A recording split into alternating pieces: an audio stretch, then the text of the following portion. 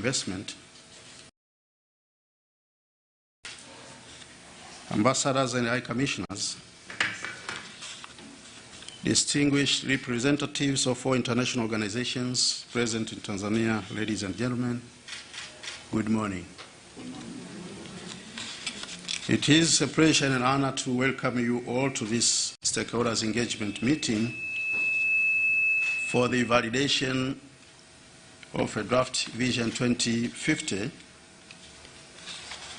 I can see your presence here in impressive turnout, which speaks volumes about the strong and enduring partnership we have cultivated over the years. Thank you for making your time and join us here today. Your commitment is deeply appreciated.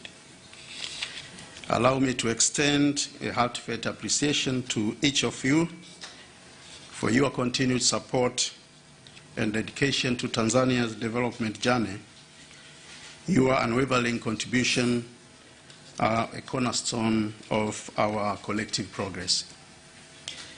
Today, we have convened here to engage in crucial discussion regarding the draft Tanzania Development Vision 2050, the vision which represents an ambitious blueprint that seeks to position Tanzania as a prosperous, inclusive, just, and self-reliant country with per capita income of at least USD 4,700. As key stakeholders, your insights, expertise, and active participation are vital in shaping this forward-looking strategy that will guide Tanzania development over the next 25 years.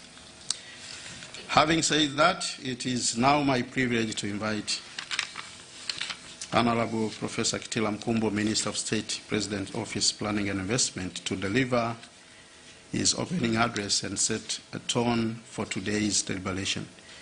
Honorable Minister, the floor is yours for your opening remarks and proceeding with the moderation of the session. Karibu sana. So once again, good morning. Good morning. Let me begin by thanking all of you for kindly accepting our invitation, and please accept once again my apologies for changing the time. We are supposed to be here at 9, but I realized yesterday that these guys had arranged me to appear at 2 meetings around the same time, and I could not make a photocopy of myself, so I asked them if Balozi Ulanga could kindly ask you to change the time to 11, and I'm very grateful that a good number of you were able to do that. So we are going to have a conversation on what the acting ES said on the draft vision document that we have shared with you and all Tanzanians. And let me say that we have received overwhelmingly a lot of comments from all groups of Tanzanians, very useful comments indeed, which we believe that the final version is going to be much more improved. So let me say a few words in terms of what we are trying to think in this roadmap in a few minutes so that I give you time. What we know at the moment, Tanzania is largely rural, but this is going to change in the next, not 25 years, actually in the next 10 years. There will be a big movement from being a largely rural, agricultural, and informal dominated economy to what is evidently majority urban, and therefore, which means that formal employment becomes much more important, and that is going to be the key issue. So, what we are envisioning here is an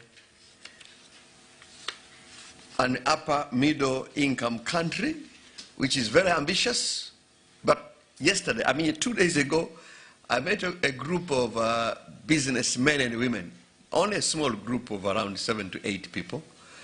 And they are telling me, this is very less ambitious. If we are able to do this over the past 25 years, where there was no internet, there was no mobile phones, there was no artificial intelligence, there was nothing basically, I think we need to be much more ambitious. So they gave me a little bit of hope that we have not dreamed going to the moon very much. So 3 main targets that we think is critical: the upper middle income country by 2050. And the initial idea is to create an economy of $700 billion. But actually, I've met a couple of business people in this country, local ones. They're telling me, Kitila, we should think of at least a $1 trillion economy by 2050. And they believe that is possible. And we think that Tanzania should be possible to enjoy healthy and happy lifespan expectancy of 75 years. We started in 2000 around 52, now is 68 women and 64 men. 3, we think it should be possible in the next 25 years to eradicate extreme poverty so that fewer than 5% of our population lives below the poverty line. So,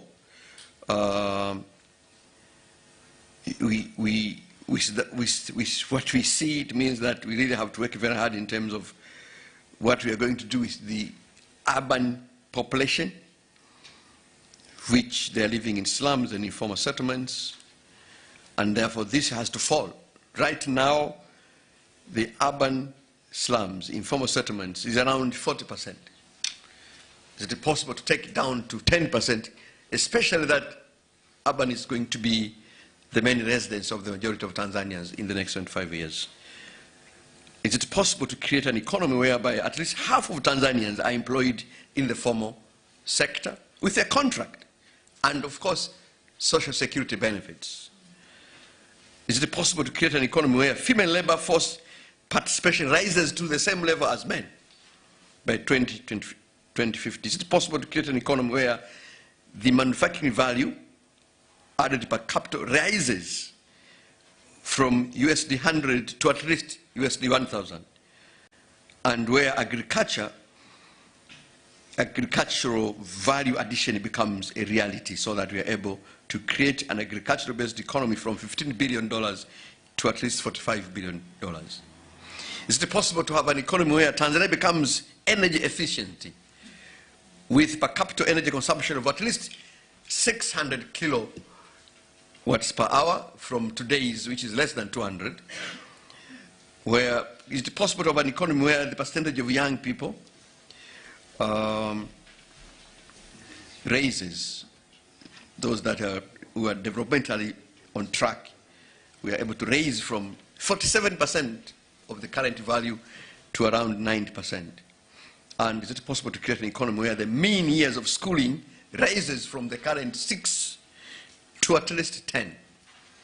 I think this is important. So in terms of, you will see that in terms of the priority intervention areas, we are talking about economic governance, urban management, what we are calling transformative sectors, investment in growth, trade and logistics, energy, and human capital. And here on the human capital, I wanted to emphasize, we believe that a dedicated focus on early childhood education development becomes critical, so that early preparation of life, education, and everything else starts a little bit earlier, with, of course, raising the quality of education outcomes at all levels.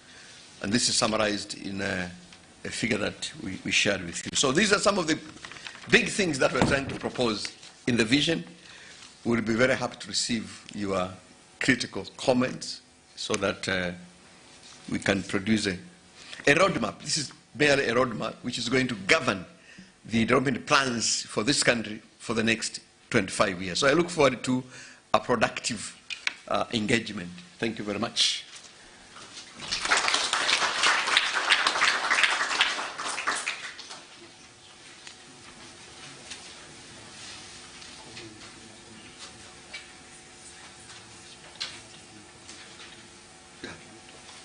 So we avoided to do the introduction to...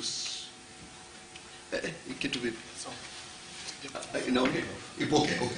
So we are going to do the introduction because we thought the group is quite large. So, but when you are making your comments, can you please begin by introducing yourself and which institution you're coming from?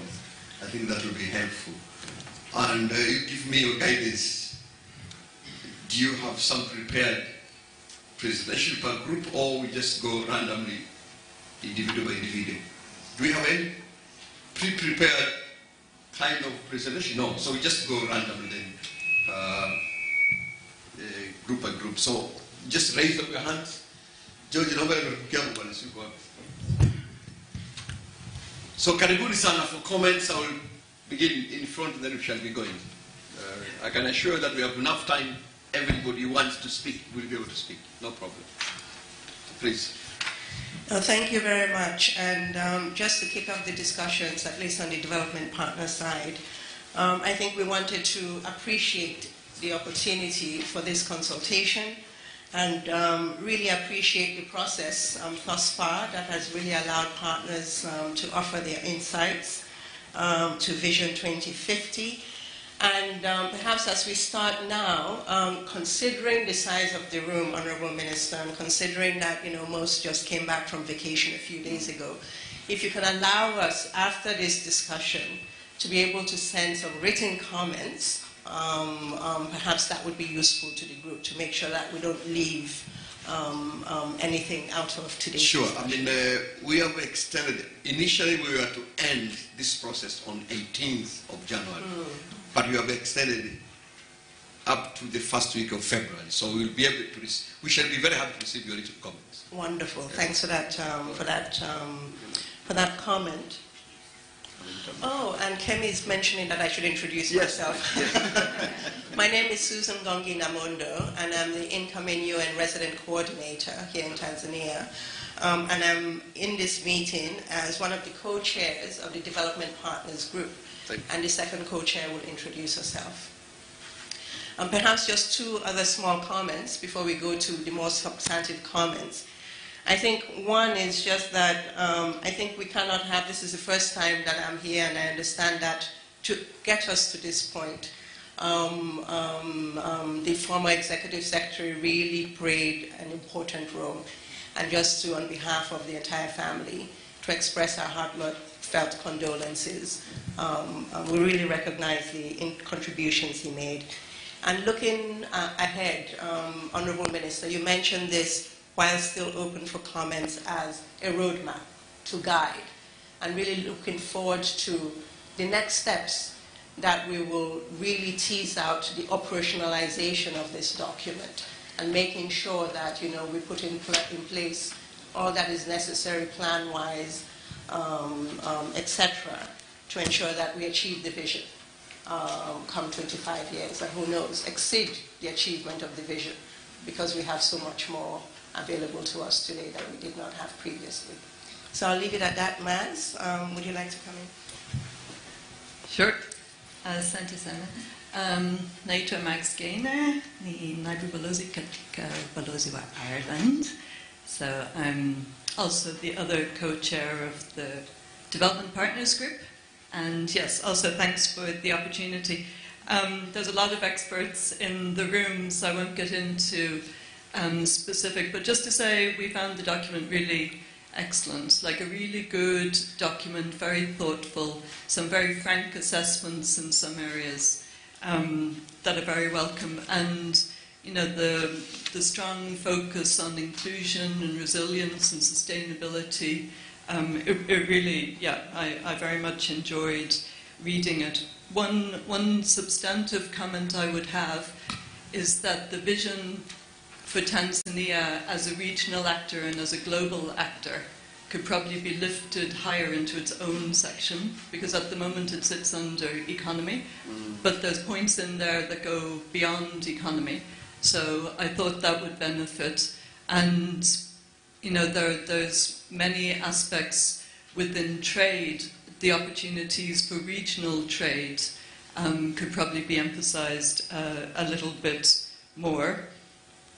And then just it's difficult in this document, but maybe in the next, in the long-term perspective plan, just to consider whether there might be some tensions within some of the objectives and how they might be resolved as we go forward, so that the 5-year development plans can really take into account some of the risks or trade-offs of all the different objectives. So, you know, mining with sustainability and natural resources, or some of the land issues, or the points on what they were called. What were the 2 terms?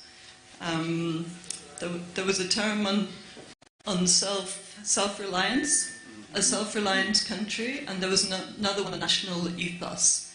And maybe just to unpack what they mean, and then, you know, are there tensions between that and being a member of a regional group, or between the national ethos and some of the points on inclusion? So I will stop there because there are many brilliant brains in the group, but asante-san. Thank you.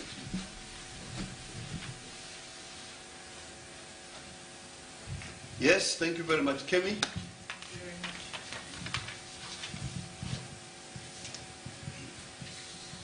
Thank you, Honourable Minister. Happy New Year to all members of the High Table. My name is Kemi Williams. I'm Deputy High Commissioner and Head of Development Cooperation at the British High Commission.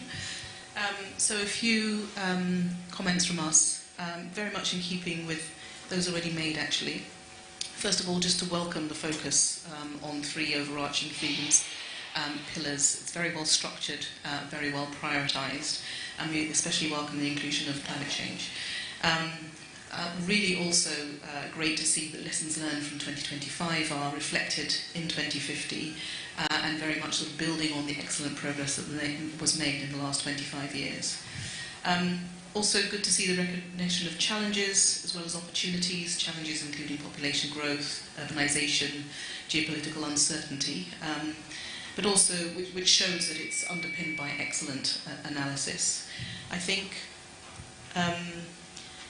in keeping with the point that Mags previously made, I think it's also useful to see how you will balance the ambition, which is very well noted, and I think an excellent way of setting out, because I mean a vision needs to be very ambitious, and it is for 25 years, but balancing that with ensuring that the milestones, the targets, are measurable. The 5-year development plan, the 1-year development plan are all something that enable the vision to be implemented and for those aspirations to be achieved.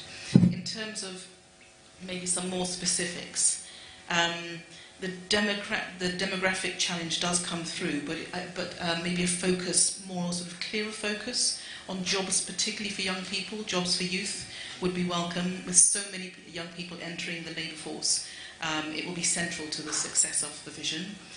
So helpful if that comes through a bit more strongly throughout. And in keeping with Mag's point about the regional value add of Tanzania, migration could be a positive. So expected flows of internal and external migration could be more clearly explained. There's lots to be gained for the economy and human capital development of inward and outward flows, particularly in terms of jobs, skills, remittances, etc. And then finally, just to say that we'd really appreciate, we particularly appreciate the timings for this are very tight. So great to see there has been so much consultation, not just with DPs, but with a wide range of stakeholders.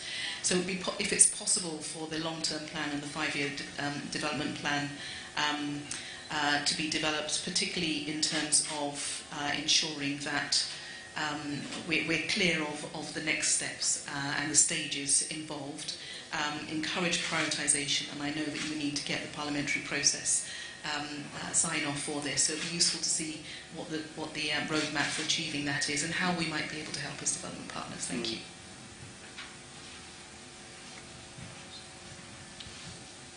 Thank you. So we'll move to the next step, please. Hello, good morning, Honourable Minister and all protocol observed.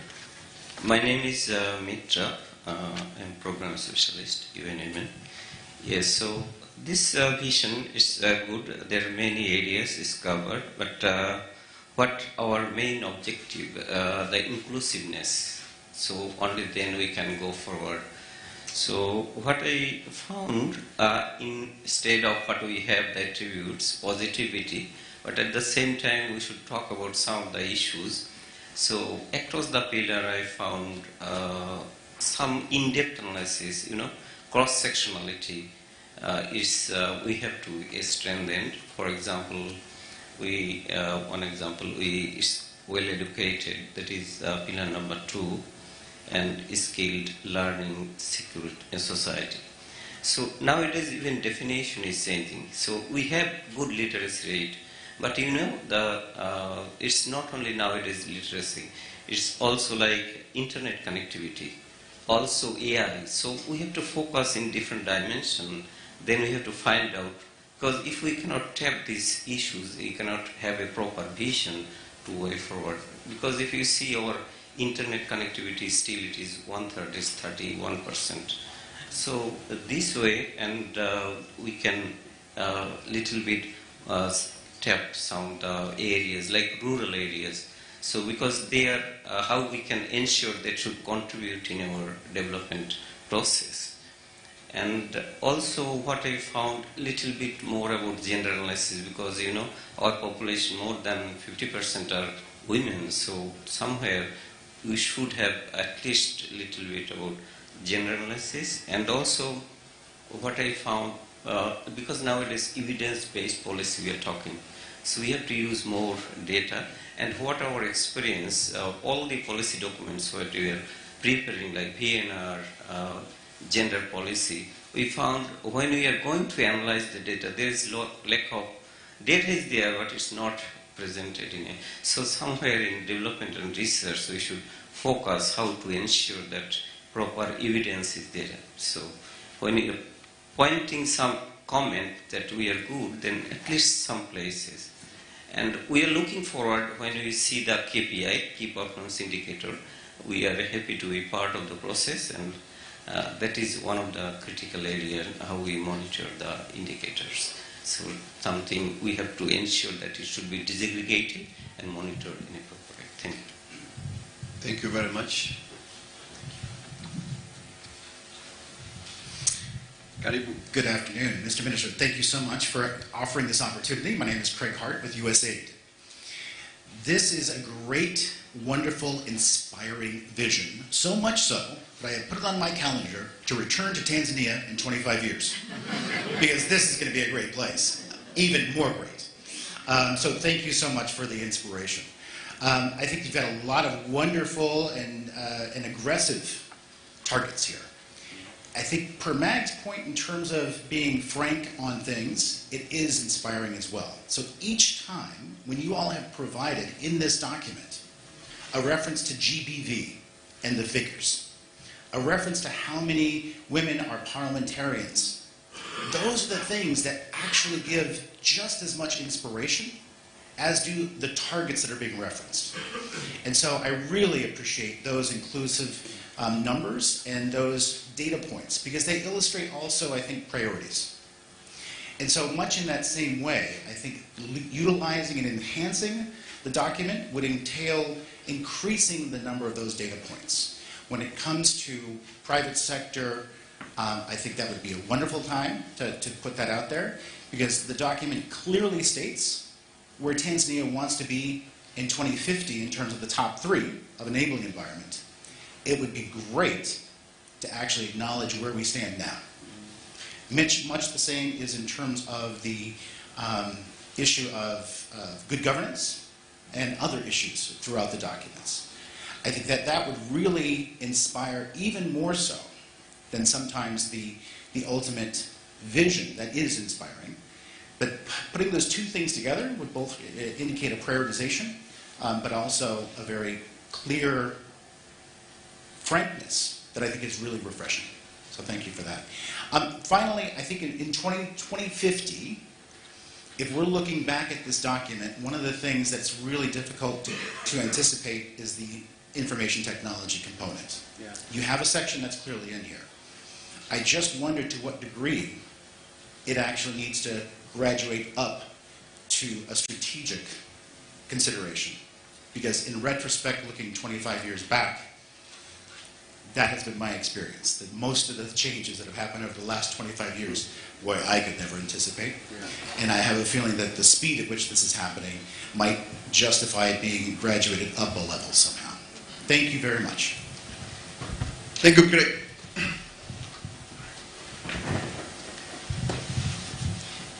How that the microphone is on this table, Yes, just proceed with my comment. Go Thank you very much, Honorable Minister, and let me also add my voice to congratulate the drafting team and your office for this well thought through draft Vision 2050. I'm especially excited to see the environment and climate change on its own pillar. My name is Clara Makenya. I'm the head of UNEP for Tanzania, United Nations Environment Program. Thank you. So that explains why I'm excited to see environment and climate integrity on its own pillar. Just to continue with the same momentum in recognition of this very critical pillar and how it contributes to either we achieve the ambitions for the development or not. I would like just to highlight the point that in the midst of many other competing sectors and obvious sectors for development, the pillars aspirations might fall through the cracks when it comes to resource allocations and budget. And so I had this proposal for the Vision 2050 document to already consider integrating this pillar to the other pillars. For example, in the fiscal tools, so already considering a tax framework, for example, that would encourage environmental sustainability, would encourage, climate resilience, and also would contribute in some of the aspirations that are already in the pillar. Because if we are putting a tax framework that would, consider, pollution and polluter pays principle, for example, or even looking at the circular economy, automatically will kind of build on, a population that is, pollution-conscious society. That is an aspiration that is within the environment pillar. So we don't necessarily, not necessarily allocating the budget for this aspiration, but from the other angle, from the fiscal tools and tax frameworks, we are already addressing some of these areas that might, face the consequence of not having enough resources for the aspirations. So thank you very much, and I believe we will continue with this, we will share these written comments. Sure, thank you very much. Next, please.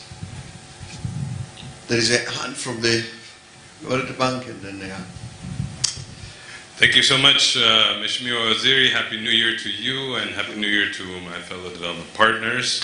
Thank you so much for giving us this opportunity to engage with you. My name is Nathan Baletti from the World Bank. I think, as many have said, this is quite an impressive document. It's an ambitious document, and we can always make it more ambitious, but I think you've made a great effort at trying to ensure that all the key aspects are covered. If you allow, I would like to just make 5 points, more from the perspective of emphasizing, and start out with a preamble that, I think Tanzania's future is really great because of its macro.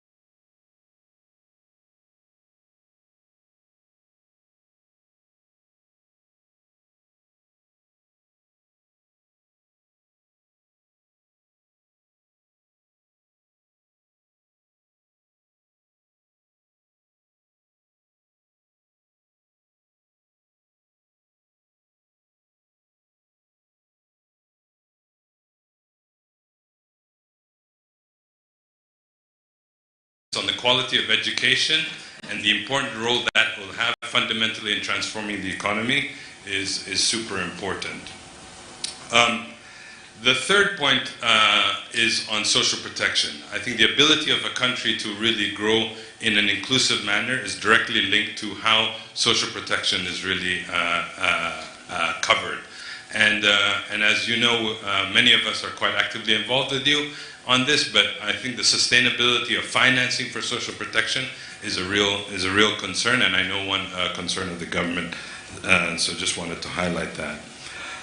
The fourth is on climate change. We commend you for the efforts that you've made on trying to integrate this. I think one thing that we would emphasize is that there is an approach on this. This is not just something that needs to be done in a couple of key productive sectors, but across the board, as my colleague from UNEP said. The last point I think that's really important to emphasize is I don't think the document does enough on building on the role Tanzania has in terms of regional integration agenda. I think this is a huge opportunity that Tanzania has, and I think a lot more emphasis on particularly the trade dimensions would be super important, that are aligned with your public investment program. So I just wanted to highlight those. And again, congratulations to the whole ministry for your efforts on this and for engaging us throughout from the beginning. Thank you, Nathaniel. Thank you very much. There was a hand within that table, eh? Yes, from the lady. Great, thanks. Very much appreciate the process of being consulted on the plan. I'm Carol Mundell from the Canadian High Commission. Great to see you again, Minister. And we found the document to be incredibly comprehensive and, as Craig mentioned, very motivating and inspiring in terms of the future for Tanzania. I won't repeat some of what the other folks mentioned. I think just two quick comments from our perspective. One, just perhaps a bit of teasing out a bit more of that, how to calibrate the tension between the demographic bulge as well as the service provision and demands on government going forward in that respect. And I would say a second element would be really how to, I think gender equality is really as an accelerator for Tanzania, and I think we'd like to I think there's benefit in looking at across every sector what is needed in terms of the barriers, to address the barriers, and what's needed in terms of the strategies. If this is going to be the document that guides all ministries, I think it would be useful to sort of see a greater integration of gender across every single sector: financial services, agriculture, the education. Obviously, there's a lot being done now, but that was the one comment we would provide. Thanks again. Thank you very much. Before we get out of that table, I think there was a hand also from the lady. Yes. Thank you, Honourable Minister, and again, just to underscore the points that have been made earlier and to appreciate the opportunity to provide inputs. I think mine is very brief and it actually builds very nicely on the comment made by the World Bank. I'm sorry, I'm Melissa McNeil Barrett, UNFPA, United Nations Population Fund. And thanks again for the opportunity. So my comment is linked to the point on the demographic dividend. And of course, we know that the issue of the demographic dividend and the issue of demographics is critical for Tanzania at this point in time. And I think the document speaks very eloquently to that, including the large youthful population. And we've spoken of the importance of quality education in terms of achieving that demographic dividend. And the other component I wanted to suggest that we emphasize a bit more is on the health component. And so we've spoken in health about the emphasis on non-communicable diseases and disease prevention. And I would also want to suggest that we put some additional emphasis on the importance of investing in reproductive, maternal, newborn, adolescent, and child health. And it is very important within the context of when we talk about fertility levels in particular, and that is one of the elements outlined in the document around ensuring that women, for example, have access to opportunities, information, services that will allow them to better plan their families, better space the number of births, and this is critical to fertility reduction. When we talk about investments in young people and ensuring that they are able to live up to their full potential, it means ensuring that they have access to this reproductive health information and services to prevent unintended pregnancies and the complications that sometimes accompany unintended pregnancies. And we know sometimes maternal deaths, we have 20% among young people. And so the point is that ensuring that investment in reproductive health, adolescent health, is going to be key in terms of that health investment. And so the suggestion is to perhaps elaborate and amplify that point as one of the key components under the health section, in addition to the discussions around non-communicable diseases, etc. So we have some additional comments which we'll be happy to share in writing. Thank you so much. Thank you. Thank you very much. Next, please. Okay, yes. Hello, good afternoon. My name is Paula Felipe. I represent IFC. And I echo my colleague Nathan's comments on his commendations to the government on a well-drafted Vision 2050 plan. I just wanted to add more points relating to the private sector.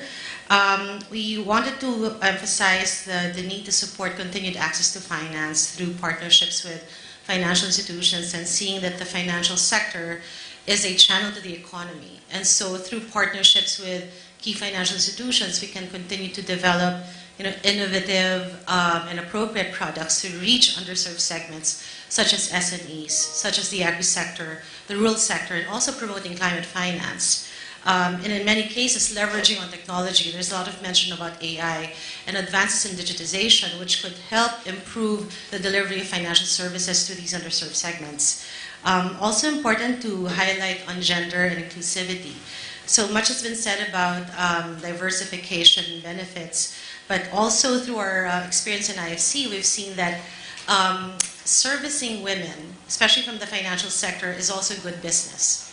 So beyond social equality perspective, it can be seen as a way to drive profitability as well. So how we can incentivize the private sector to pursue and include women from both a social and commercial perspective.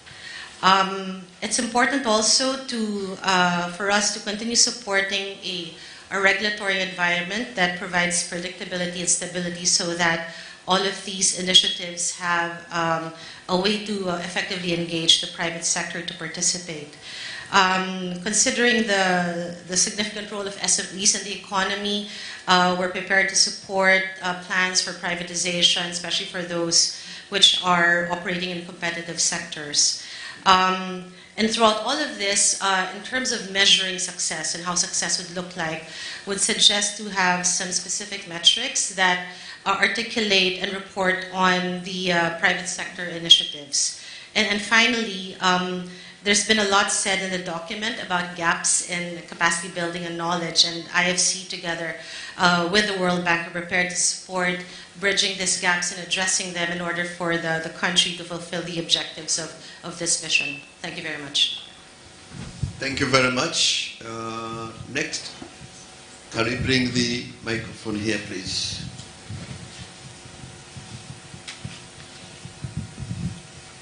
Good afternoon.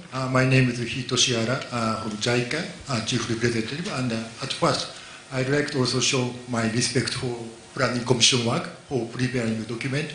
And my comment is that at Pillar 1, so I'm very impressed that you are talking about the importance of the business environment and investment climate. And I'm also very, very impressed by your selection of the transformative sectors. And, but this is my impression. When we read through the content of the strategy of the transformative sectors, it is still some kind of, my impression is that the government initiative. And I think it is very important in each sector development to think about how you utilize private sectors and how you develop the environment so that every private sector can work effectively and efficiently. Thank you very much. This is my comment. Thank you. Thank you very much.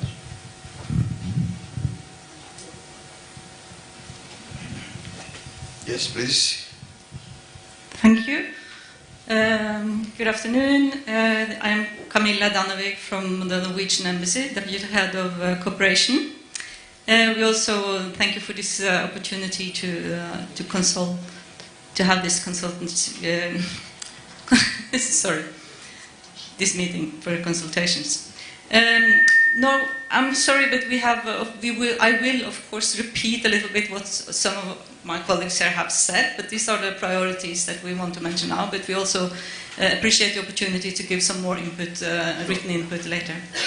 We welcome the ambition and direction of the Tanzania 2050 development vision. It aims to continue the high economic growth while striving to make it more inclusive and sustainable, thereby securing a prosperous future when no one is left behind.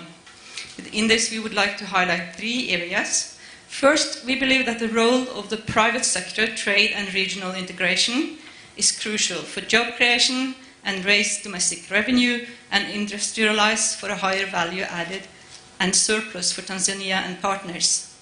And for Tanzania to achieve its ambitious target of increasing economy to $700 billion, it will be key to move ahead swiftly with strategic investments projects, such as, for instance, the liquefied natural gas project, to enable a higher economic growth and growing domestic resource mobilization.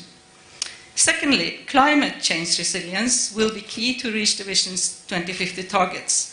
Scaling up sustainable practices through clean cooking, renewable energy, and together with climate-smart agriculture and commodity compacts should be part of the solution. And third and last, we encourage Tanzania to increase its investment in human capital, including strategic actions within family planning, education, health and social protection to reduce the dependency ratio and react to the demographic dividend in an effective manner. Norway and Tanzania have been good partners since independence, and we look forward to continue this partnership as Tanzania continues the exciting journey outlined in this Vision 2050. Thank you very much. Thank you very much. Yes, please, go ahead. So the microphone stays around here. Yeah. Honourable Minister, it's a pleasure. It's a pleasure also joining colleagues in really commending you for the effort that you have done with this document. I think it's really ticks most boxes that you would expect to see. So in that sense, really, really happy to see that product. I'm not like Craig. I'm not sure I'm going to come back in 25 years. I hope to come back earlier to see what's going on. But the thing is that honestly, the document is very good, and I don't want to insist in repeating a lot of things which I could subscribe to already, but I would like to insist on 2. I think the first one is the one you mentioned. Asking your name. Oh, I'm sorry. Yes, of course. My name is Holger Tausch. I'm the Deputy Head of Mission and Head of Cooperation for Switzerland. Sorry for that, yes. And I just wanted to insist that I think the regional role of Tanzania sort of as a whole, I mean, building really on the demographic dividend that you have is going to be probably more important than perhaps is written today in this vision. I think that's something to be thought of perhaps a bit further down the road. And the other thing I think you also insisted, while it then gets into the implementation of this vision and the different steps and different plans that you have in mind, you mentioned very strongly the evidence-based part, and I think that's something our community certainly adheres to very strongly. And I think that's something that really should guide us also as we move forward. And the question here that I have, and maybe that's not necessarily an answer required at this stage, is how are you going to do this? What's the roadmap? And I think it was already asked by other colleagues. What's the roadmap for these different plans to come aboard? And how do you intend to build the baselines that you need to measure what's happening on the ground? That's all. Thank you. Thank you very much.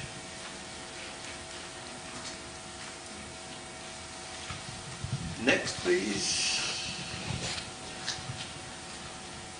Yes, you can take the mic there. Thank you very much. I'll start with my name. Ronald Tranberry from the World Food Program.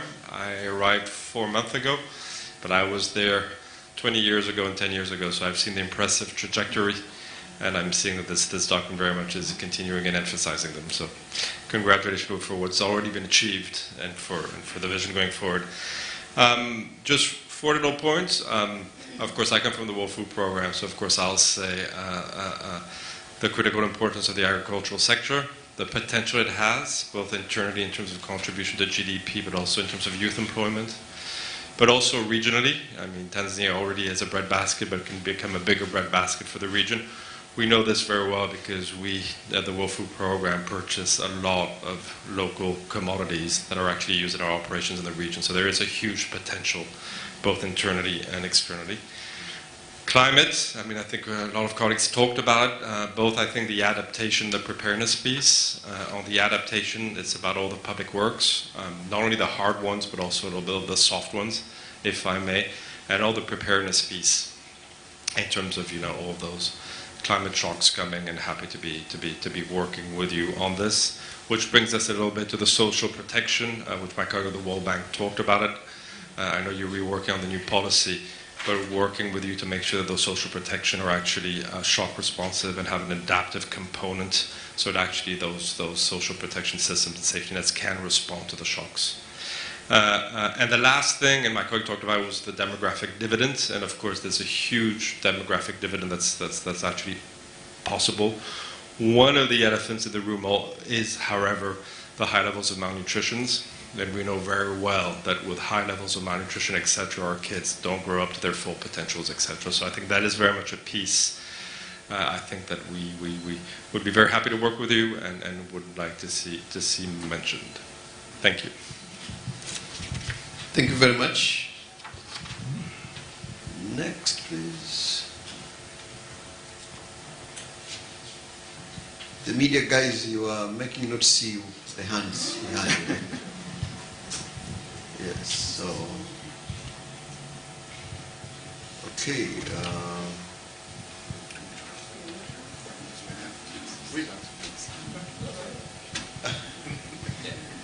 Yes, please, bring the mic, okay. I'm looking, we're no longer at good morning, so good afternoon, Honorable Minister and colleagues. My name is Elke Wish, I'm the UNICEF representative to Tanzania, and want to echo all my colleagues in congratulating the government for a well-developed document and a very strategic and very ambitious vision.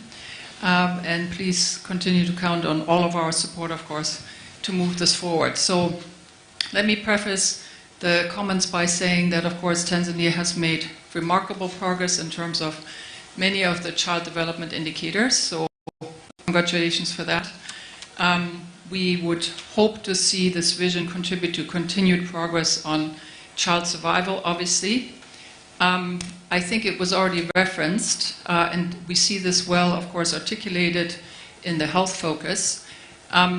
It would be critical, and my colleague from WFP highlighted that we also emphasize a bit more in both the health elements as well as under the early childhood component, the importance of nutrition.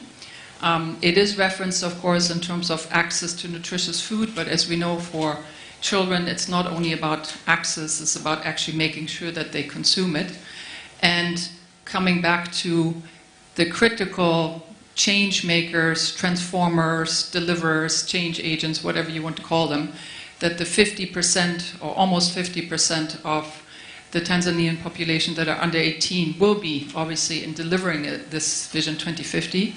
We very much appreciate obviously the focus on the importance of access to quality education, the importance of highlighting the skills and then linking to the job market and employment opportunities. It would be important in this important focus to maybe show again a bit the difference. That's a rather large cohort you have there. When you look at youth, which goes all the way up to the age of 35, which is roughly 70%, so that's an important cohort of the population, noting that within that up to 35 cohort, you have almost 50% that are under 18. So lumping it all together as young people may then get lost a little bit, or youth. We appreciate again that there is a strong focus on early childhood education primarily, but really taking a differentiated look. We know we can already lose all of that potential in the first 1,000 days of life, including in the mother's womb, if the nutrition is not there, because that's when the brain is developed. So if we start with the investment only when we get to school age and skills, we've already lost. So we do have to make sure when it comes to all these difficult choices, the tensions, the prioritization, and juggling all of this.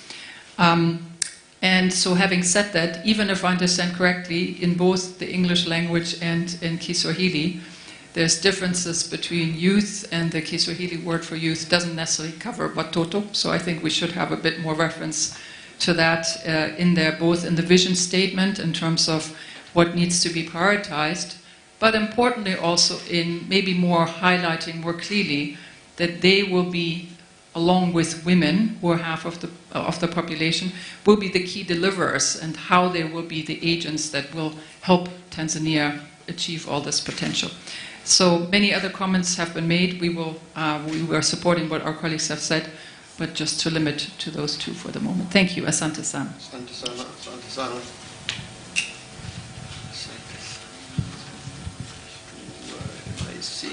Good afternoon, Honorable Minister. My name is Johan Lehtinen from the Embassy of Finland, and also I would like to thank you for this occasion, and also to congratulate the National Planning Commission and the Government of Tanzania for this excellent draft vision. And I risk repeating some of the things that have been said already, but I wish to emphasize or to repeat that this plan, in our view, is ambitious, it's well justified, and it's very honest in its analysis and very balanced. Especially we would like to commend the way the vision addresses the questions related to inclusivity, gender equality, and the growing inequalities in the society. And we think that the vision provides an excellent basis for strong development in Tanzania. The key question really will be that how to put this vision in practice, that how to turn the aspirations into concrete action, and also the question on how to guarantee the strong commitment of all the stakeholders to this vision. As a more detailed comment, it would be very good to see in the next steps, especially as part of the good governance section, the fight against corruption being unpacked a bit more in the document. The corruption as a challenge, it's also lacking in the analysis in the chapter concerning the business, the enabling business and investment environment. But we think that the vision provides an excellent basis for partnerships as well, and we are very happy and honored to continue as strong partners with Tanzania as Finland. Thank you. Thank you very much. Thank you very much. I think this issue.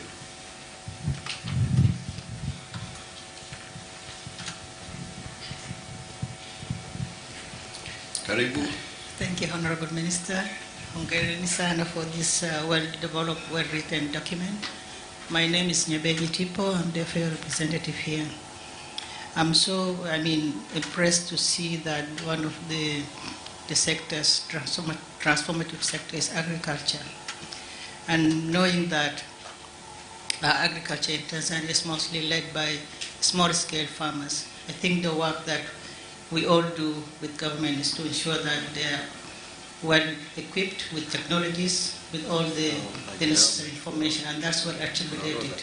However, I also feel that looking at the private sector is very key to expand the work of agriculture if you want to meet the food self-sufficiency and to become the hub for food security in the region.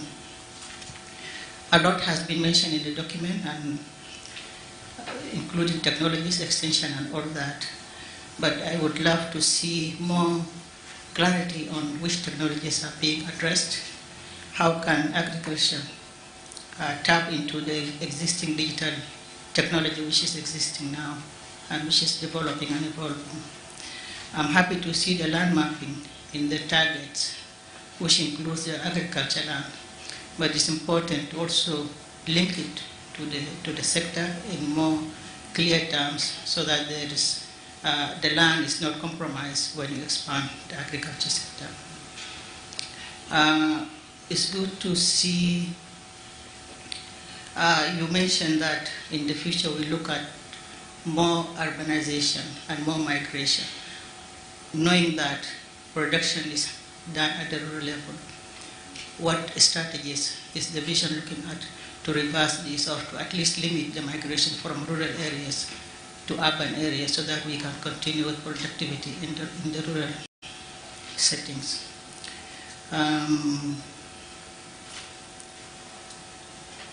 I think it's all in all, I think I'm just so impressed by the document, and it's important to ensure that the agri-food system transformation is well articulated in the document. Thank you. Asante sana.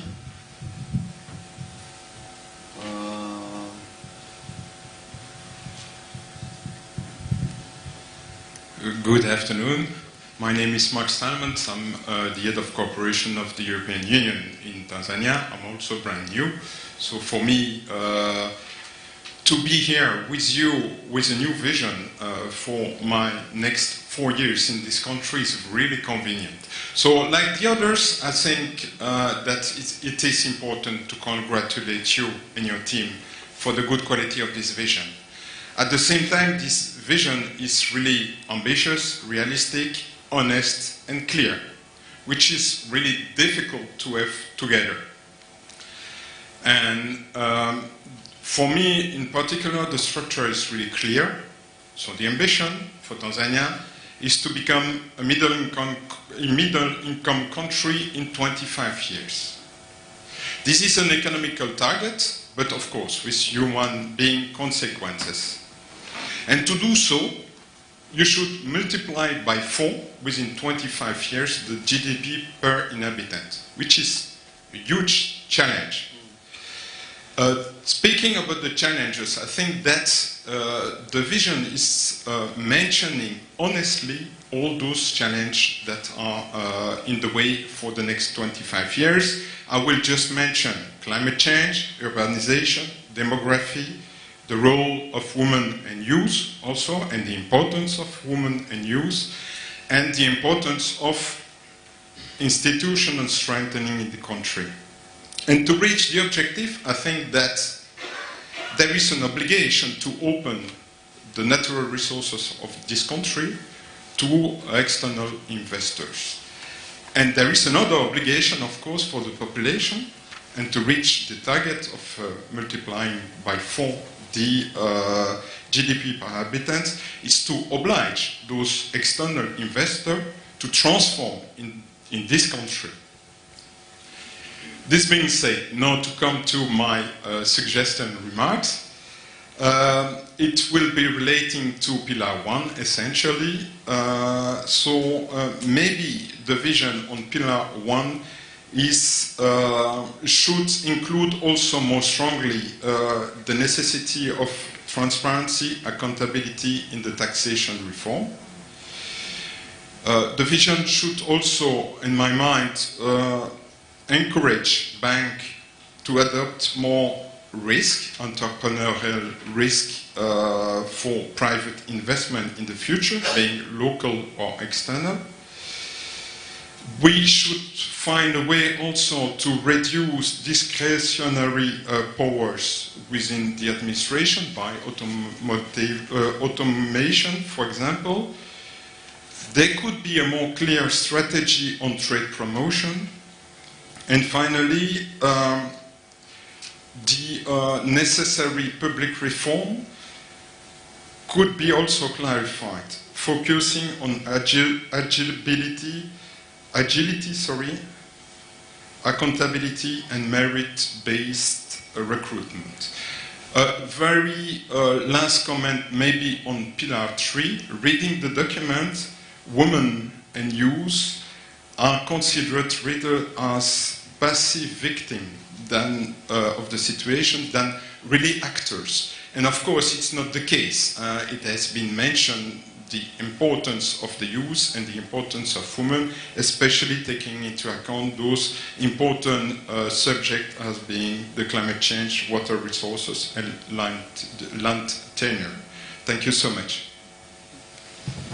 Thank you very much. Hello, Cooperation. You have come timely.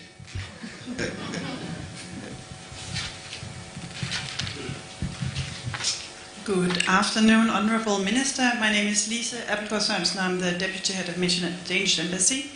I'll be brief. I think everything has been said, or not everything, but a lot has been said already. Just want to express also our gratitude for seeing this document. It's incredibly important for us as not a new embassy because we've been here for the past 60 years, But we are kind of rethinking the way we are operating in Tanzania, and not least with Tanzania. And that's also really what my message is about, that this is an important document for us. We have the positive economic outlook. We do not shy away from talking about that in Denmark. We will not shy away from talking about this document. I think together they are important, the important messages also when we engage with partners in Denmark. With the new engagement with Tanzania, we are also looking more for international partnerships. We're not just looking at development partnerships. So it's also about the political dialogue, it's about the foreign direct investments, the trade going both ways. That's what we want to invest in. So I'll be keen also to see perhaps more on the regional perspectives, because when we talk about Tanzania 50 years from now, it's of course the development in Tanzania, it's being a middle-income country, but it would be interesting to see from our perspective also where are we as a regional player, as a global player, when we talk about the international partnerships, multilateral engagement, because I think Tanzania has a lot to offer, and I think it goes hand in hand with the development in the country and the interest also to invest in Tanzania. So that's my really brief. We'll be happy to come with some comments in writing also. I was incredibly happy to read the document, and we are very happy to also work together with Tanzania in moving this forward. And then just finally, and I don't expect an answer today, but I'm just curious also to hear from the people who have been drafting this, and from the strong group behind the document, all the consultations, if there are any, like what are the, is there anything new coming up from the consultations? What is it the Tanzanians say themselves? Because we can sit in this room and have conversations about the more technical things. I'm just curious to hear what is it the common Tanzanian think about this document. It could be private sector, it could be civil society, but it could also be a Tanzanian in Iringa. Where is it we are heading in the years to come? Asante sana. Thank you very much. Professor Simboja, do you want to respond to that question straight away? I think that you may wish to reflect a bit on that particular question, I think.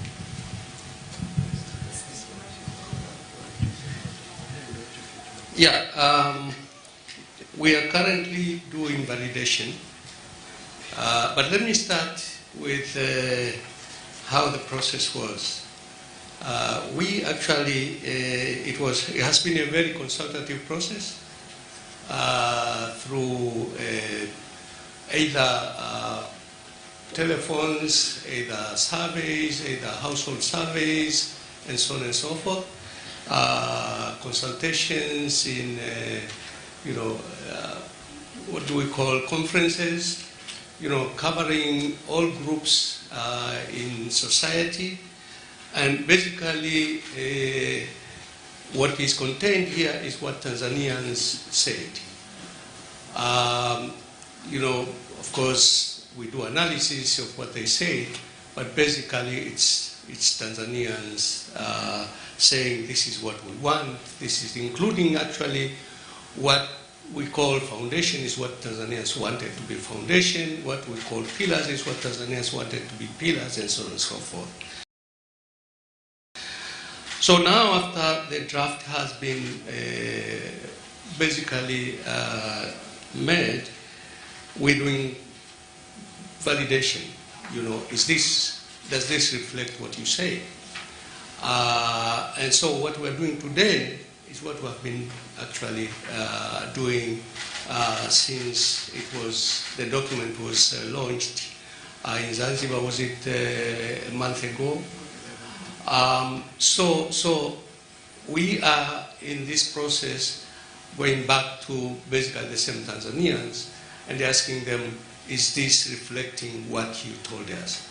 And what you are saying is basically what they are saying. And certainly they are picking one or two things that need to be either included, but generally quite happy with the document so far. And we're very happy that we don't have to go back to the drawing board. I hope this is... Yes. So I think that is how it is. I think just adding a sentence there by saying that I think Tanzanians are very optimistic of their country. They are very optimistic. This is what we gather when we go around. Compared to even when I read comments from other countries, how they view their own country, I think Tanzanians are much more, actually far more optimistic about their country. The second thing is that they see the country as having far more bigger potential than what we have been able to do. I think that we can do far more better. This is what is really coming out from what we hear, and especially from young people. I think this is particularly the case, which is very encouraging. I think they are very optimistic. They are very energetic. I think they.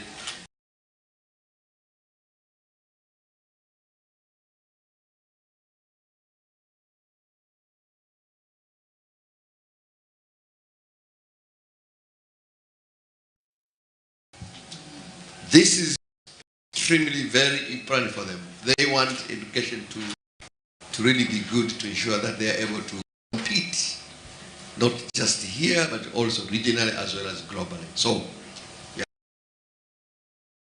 Further comments, please? Come on, there is a hand here, please.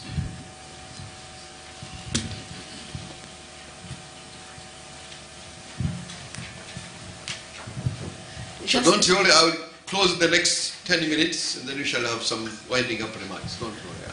So just a suggestion, Honorable Minister, if no further substantive comments, perhaps we could talk about timelines for comments, when it will be most useful to receive them by.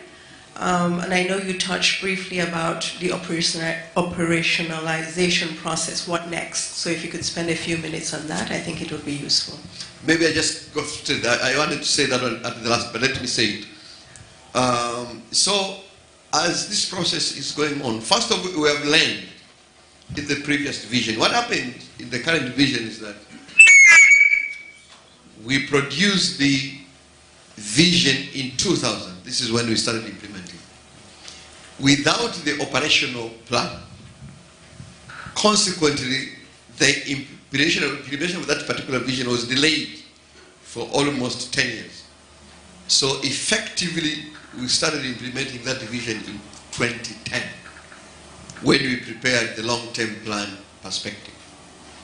So what we have done now, as immediately as the document was launched on 11th of last month and last year, what we did was to also launch at the same time a parallel team to begin preparing the long-term plan perspective. So as we speak, there is a very big team from different sectors, from the government and the private sector, working, local and international, working on the long-term perspective plan.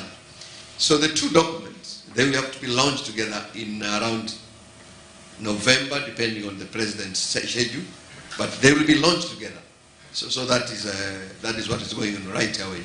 So that team is going to engage you collectively, but also individually. They will be coming to you, because we are also working with different international organizations in this process, which in my view is much more important, because that is where we are trying to translate the vision. So it is a critical process, and we want it to be much more engaging and consultative with a variety of stakeholders. But this one is a bit technical, so it's not going to be like what we have done for the vision, going around. We will be engaging strategic stakeholders, both local and international. And we are very grateful that actually a good number of you are already part of the process, but we are going to engage you even more. So in terms of the timeline, so this particular exercise, so we are closing on Monday in terms of these public hearings. We will proceed with receiving written comments. So I think by the end of the day, the ES should be able to provide you with an effective email address where you can submit your comments, and that should be from today up to 19th. So we have the whole of next week. You can submit your comments, so that on 20th, the committee or the team want to consolidate all these comments and reflect on the document, because we want the document to be ready for government approval processes by 10th of February. Then we shall end the current process. We'll begin a government approval process, which is again quite lengthy also, up the level of the cabinet. So we expect by end of February, beginning of March, to close the government approval process. What will follow thereafter will be the parliamentary approval process. The parliament is going to begin in April, and it's going to run up to June, 3 months. So we expect this document to be deliberated by the parliament around April, May. So the president is expected to launch this vision by end of May, beginning of June. But in any case, before the parliament dissolves, as you know, the parliament is going to dissolve by 30th June. That's the end of the current parliament. And I want to ensure that, God willing, this exercise ends before I go to seek my re-election in my constituency. Which is this one where I'm seated. This is my constituency. So that is the timeline we have. A bit really very tight, but we are very thankful that so far we have been able to move within the schedule, and we hope that the remaining parts are going to, we shall be able to meet the deadlines we have. I'm very grateful for the team. Professor Semboja has not been with his family for the last 1 year.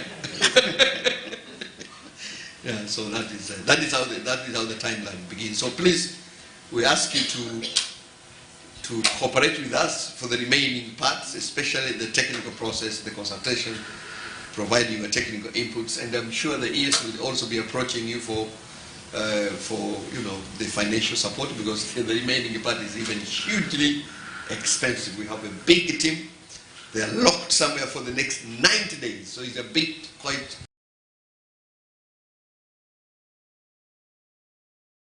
an expensive undertaking process, and we are very grateful that you colleagues will be able to support us in this process, so that we produce a document which is going to be a guiding plan even for yourself. When you are cooperating with us, you will be supporting the program that you also participated in the preparation, and you will also be a watchdog, saying, no, please, diplomatically, you know your own language. We are reminding you that you have a plan. Can we please stick to the plan? We want to support this one. And the good thing about this time is that the president has decided it is not just going to end at the level of the government approval. It is going to be approved by the parliament, which means that the final vision and the LTP documents will be legislated, so that you don't just come out from nowhere and say, I'm not going to implement. You have to implement it because it is part of the law, and the parliament is very happy with that one. So that's the process. And we have ensured that we draw a broader political consensus, which is why we have met political parties on several occasions. And even the evaluation process, we started with all the 19 political parties, and I'm very happy on that day they sent very senior leaders from the political parties. All parties were there, including my own party, CCM. They sent a very senior, all the opposition, the main opposition was there, and we have agreed within the political arena that let us not disagree on the destination. We have a destination, we know that we are going to Mwanza, we shall only debate on how we reach Mwanza, so that when we go to our voters, CCM says, I will take you there by airplane. Another party says, I will take you there by bus, the other by train, but the destination is the same, so that we don't confuse our people. We have agreed as political parties, that is how we are going to approach our things, and we have agreed that this year's election manifestos are going to be based on the vision. We shall be debating on how to realize this one. I think that is, we are grateful that the consensus is being drawn nationally by various stakeholders, including the political parties, which are very, very important in this regard. So, if we still have some 2 more hands, I will be able to pick them up. So one here, please, let the mic up one.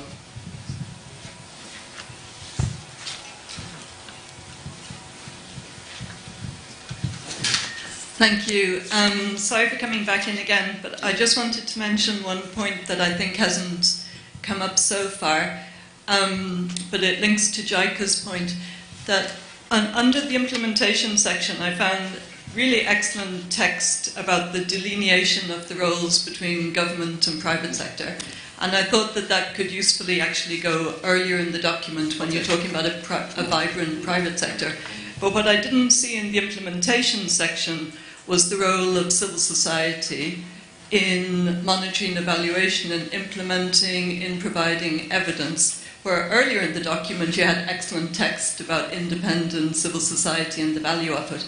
So I was wondering, one of our favourite bits of the document were the principles, and I was wondering if you might consider under the principles having a principle of drawing on sort of everyone's comparative advantage in the country, so that it's not seen as, you know, it's primarily government implementing with government evidence and officials, you know, that it's a national document using all the capacities in the country, that might be usefully reflected under your principles. Thank you.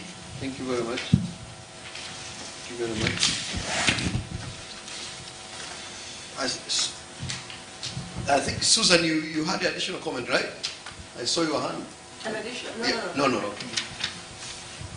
Okay, so before I wind up, should I welcome Balozi Jenny Olanga, who brought all of you here, to please go to the podium and say,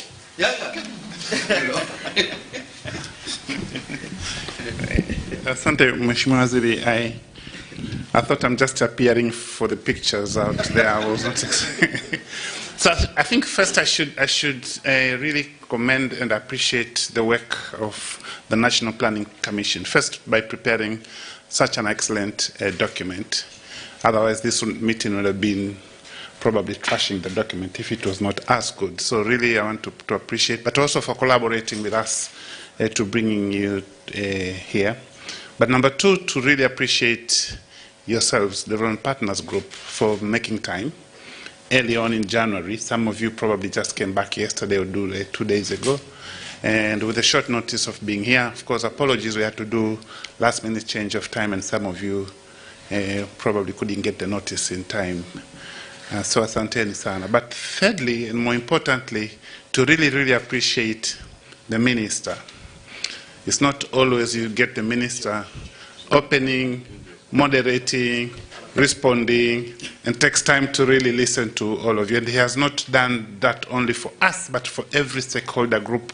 He was saying this morning there's also a parallel session going for civil society, and he was saying, I really wish I could also be there. And he was asking, has it ended or is it still going on? Like you could see in him and feel like maybe from here would run into the civil society. So in exercises like this high-level commitment and political commitment of the minister is quite important. So I really want us to really appreciate the minister for the role and his openness to really engage with us, not only this morning, this afternoon, but also in the coming weeks and months. So now, but tumshukuru, you should really, really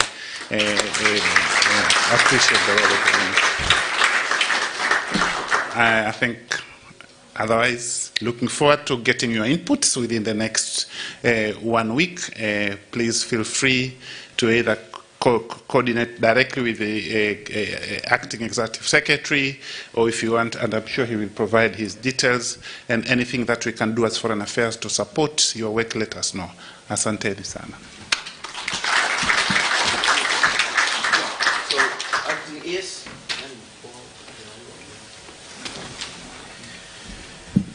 Yeah, I think I don't have much to say, just to thank you for the contribution that you have done. I think you made us very comfortable, because at the beginning we were thinking what we are going to say, and as Balozi said, we were a bit worried maybe you are going to crash the document. But your comment, actually, they have confirmed what the citizens of this country are thinking. But you have given us additional information in terms of improving some of the sections. And you have also provided us with new inputs that are going to strengthen the document. So we are sure that when we start the implementation of the vision a year from now, it is going to be a smooth process. So I take this opportunity to thank you very much for that. You can submit your comments, written comments, through the email that we are using at the moment at the Planning Commission. So the general one is just write ES, the abbreviation of Executive Secretary. So es@planning.go.tz. es@planning.go.tz. So that is the general email. It will go straight to the Executive Secretary, who will forward the same to the team, which is drafting the vision. With those remarks, let me thank you again and welcome the Minister for closing remarks. Thank you very much. So, Susan, I know I did not prepare you, but on behalf of your colleagues, can you please just make your final remarks, this time on behalf of your colleagues, and this time around using the podium.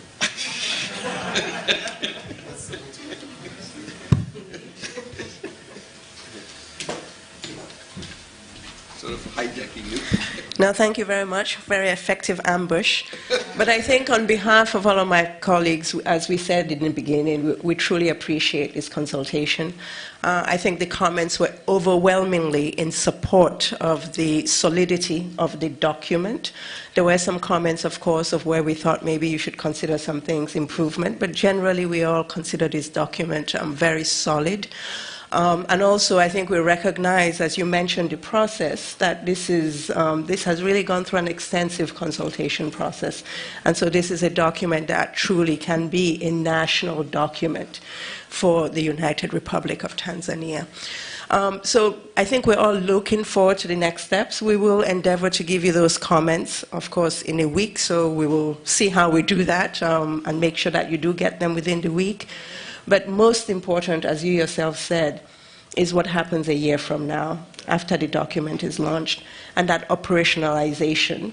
And you mentioned that there's a parallel process in place where you're looking at the operationalization, and that you will reach out to us as development partners to see how we feed into that. And I think we're all eagerly looking towards that, because that's really the meat in terms of how we make sure that we all get to Vision 2050.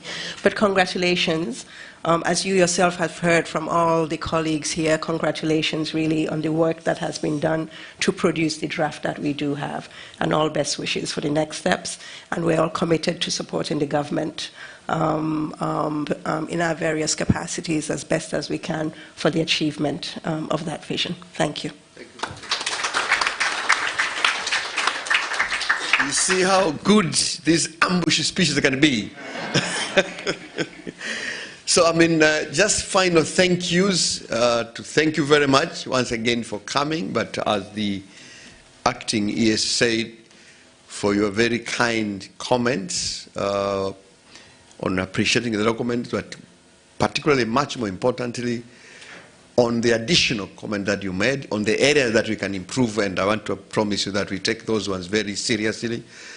I see, for example, the issue of demographic dividend probably is not coming out very strongly, and we shall consider that one very, very, very keenly, because to us that is critical given our demographic profile. But also I note very interestingly that we should not actually, I think this was coming from UNICEF, we cannot lump together this aspect of youthhood. I think the youth group is very big. We have to be very clear in terms of children and youth. I think that will help us a lot, because 76% of our people are below, I think, 35 years. But even within that, we can actually do a little bit of analysis there. I also appreciate very much the fact that on everything we say, data should be considered. I think, and we have plenty of data. We can use it in the document. Otherwise, I think the implementation is going to be key. It is one thing to have a good document, and I've heard a couple of colleagues in Africa praising us. You Tanzanians are very good at producing very good documents, but your problem is not really having good plans. You have to implement. So that is going to be key, which is why I'm so keen to ensure that the operational document comes out as quickly as possible, because that is the one which is going to guide us. But within the National Planning Commission this time around, the President was very clear. She right away formed, as she established the Planning Commission, she also established 3 departments. One of them is exclusively responsible for monitoring and evaluation. Dr. Linda is here, and she's hearing you.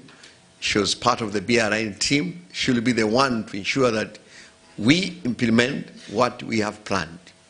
I think this is going to be very key going forward.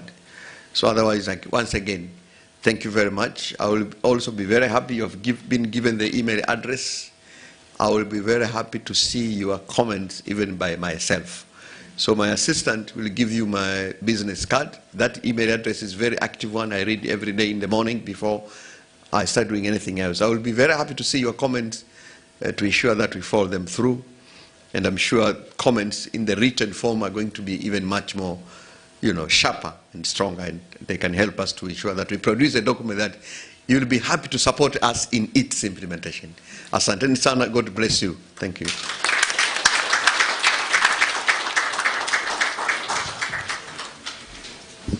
Yeah, so I think next is lunch.